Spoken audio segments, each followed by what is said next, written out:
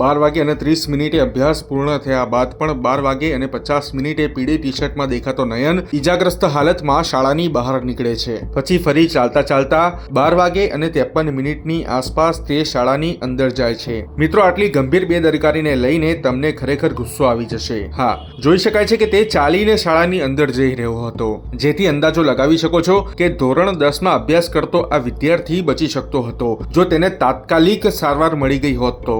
એટલે અહીંયા seventh day સ્કૂલનો પોતાનો બચાવ કરવાની તમામ દલીલો ફીકી સાબિત થઈ જાય છે.